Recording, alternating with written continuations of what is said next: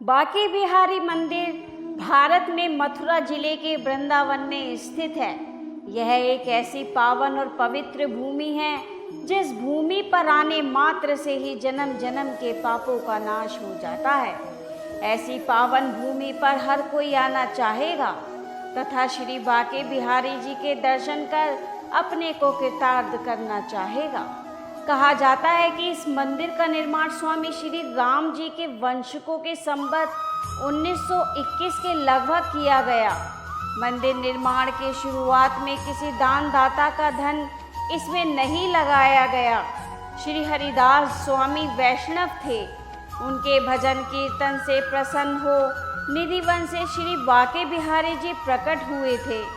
स्वामी हरिदास जी का जन्म संवत 1936 में भाद्र पक्ष महीने के शुक्ल पक्ष में अष्टमी के दिन वृंदावन के निकट राजपुर नामक गांव में हुआ था।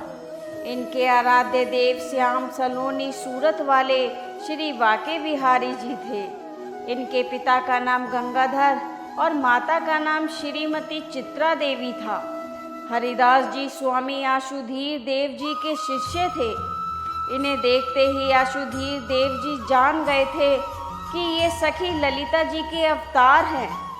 ये बचपन से ही संसार से उबे रहते थे। किशोरावस्था में इन्होंने आशुधीर जी से युगल मंत्र दीक्षा ली तथा यमुना समीप निकुंज में एकांत स्थान पर जाकर ध्यान मग्न रहने लगे। जब ये 25 वर्ष के हुए तब इन्होंने अपने गुरुजी से विरक्तावेश प्राप्त किया। संसार से दूर होकर निकुंज बिहारी जी के नित्य लीलाओं का चिंतन करने में लग गए। निकुंज वन में ही स्वामी हरिदास जी को बिहारी जी की मूर्ति निकालने का स्वप्न आदेश हुआ था। तब उनकी आज्ञानुसार मनोहर श्याम वर्ण छवि वाले श्री विग्रह को धरा की गोद से बाहर निकाला गया।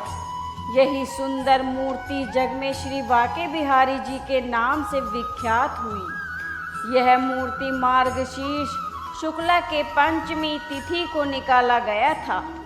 अतः प्राकट्य तिथि को हम बिहार पंचमी के रूप में बड़े ही उल्लास के साथ बनाते हैं। श्री बांके बिहार जी निधिवन में ही बहुत समय तक स्वामी जी के द्वारा सेवित होते रहे हैं।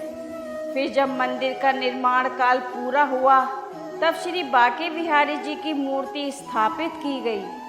श्री बांके बिहारी जी मंदिर में केवल शरद पूर्णिमा के दिन श्री बांके बिहारी जी वंशी धारण करते हैं।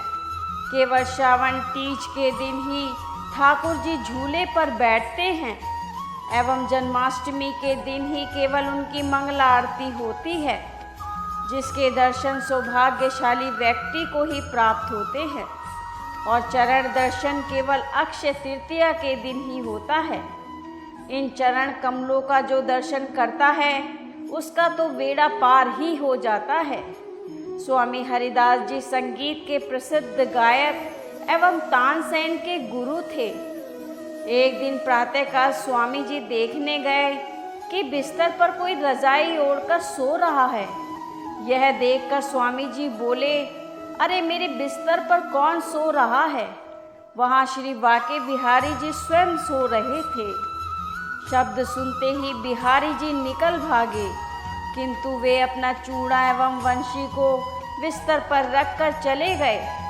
स्वामी जी वृद्ध अवस्था में दृष्टि क्षीण होने के कारण उनको कुछ नजर नहीं आया। इसके पश्चात श्री बांके बिहारी जी मंदिर के पुजारी ने जब मंदिर के कपाट खोले तो उन्हें श्री बांके बिहारी जी के पालने में चूड़ा एवं वंशी नजर नहीं आई, किंतु मंदिर का दरवाजा बंद था।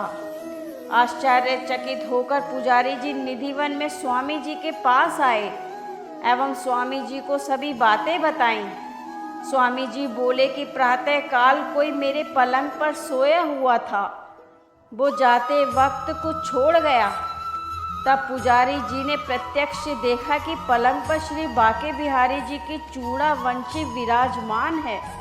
इससे प्रमाणित होता है कि बांके बिहारी जी रात को रास करने के लिए निधिवन जाते हैं। इसी कारण से प्रातः श्री बिहारी जी की मंगला आरती नहीं होती है। इसका यह कारण है कि रात्रि में रास करके यहाँ बिहारी जी आते हैं और बहुत थक जाते हैं, अतः प्रातः शयन में बाधा डालकर उनकी आरती करना अपराध है। स्वामी हरिदास जी के दर्शन प्राप्त करने के लिए अनेकों सम्राट यहाँ आते थे। ठाकुर जी के दर्शन प्रातः 9 बजे से 12 बजे तक एवं सायं 6 बजे से रात्रि 9 बजे तक होते हैं। विशेष तिथि उपलक्ष्य अनुसार समय के परिवर्तन कर दिया जाता है।